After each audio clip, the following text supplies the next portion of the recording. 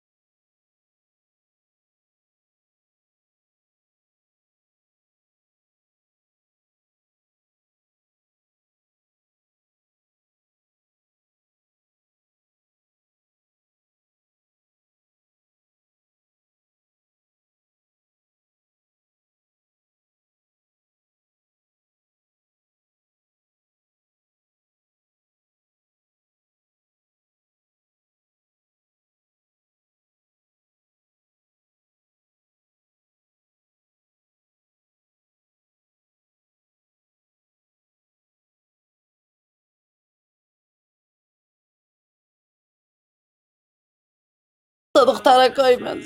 امین خودم میرم بگه از هر قانه بر اولادای پیدا میکنم. این قیه یک دخترای من است. کاش که به اینان آور داشته باشم، کاش که یک مرد نداشته باشم. هیچ چیزی ندارم، کلی سیاست است. می زمستانم روان است. چقدر آمادگی داریم به ولی زمستان؟ هیچ چیزی داشته باشم. تو بیا خانی مرسه که در سر خانی پلاستیک کوکه کریم. میگم این البر به باران شود. خدا من چی کنم دوشه، من چه رقم زندگی کنم دوشه. پارسال من تو در خانه خیلی دیوالای من یخزاره بود. همسایه ها میرفتن از خانه خود این قرق خوخه کار از چری خودان می آوردن و من که زیر پایش تکایید ببا نه و جو شرف شکا برم می آوردن. جهانگیری حال کردیم، همسایه ها رفتیم، کیل خیلان بر اولادم بتین مثل گده گره بری لقی نقص خانه همسایه من آشم کردیم. باور به خدا کنه که 3 شب اولادم کشته بود. 3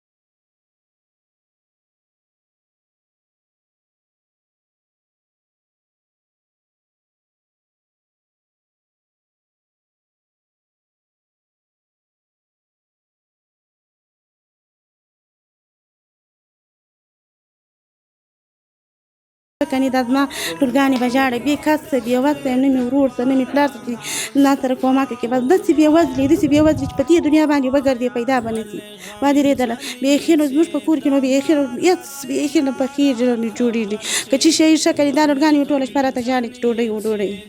او دغه لور مې ده دوی مې نشته هېڅ مې نشته بس دغه الله یې ساتي دا یې ساتي ځي د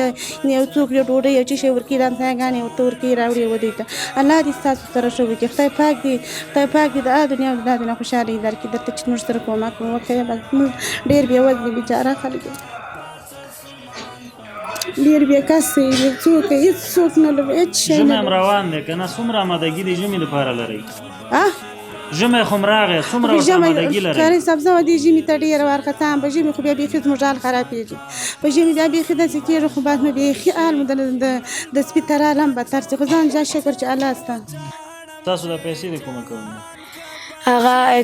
کله مونږ د همسایګانو سره قالینې پرېمینځو کله مې مور پرېمینځي کله مونږ کله خورګانې مې کالي ورسره پرېمینځي هغه خپله خور مې ما او خور مې نن څومره خوشحاله نن دومره خوشحاله یم چې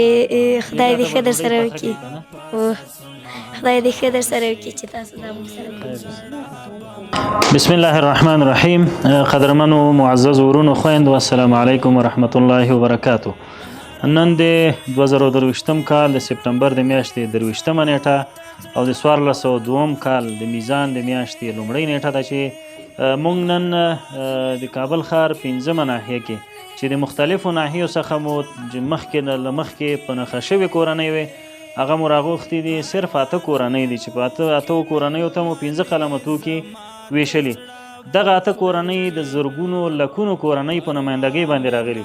زمونږ په هیواد کې یتیمان ژاړي زمونږ په هیواد کې کونډې وږي دي زمونږ په هیواد کې مریضان د بدون پرته له درملنې پاتې او هر طرف ته چې زه یم دا ډول غمونه او مشکلات او ستونزې دي تاسو د دې مور غږ واورېده چې څومره څه رقم وجدان به چې دې ته ویلي نشي څه رقم زړه به چې دې ته اوبه نشي همدا ډول موږ زرګونه او لکونه کورنۍ لرو چې د ژوند له ټولو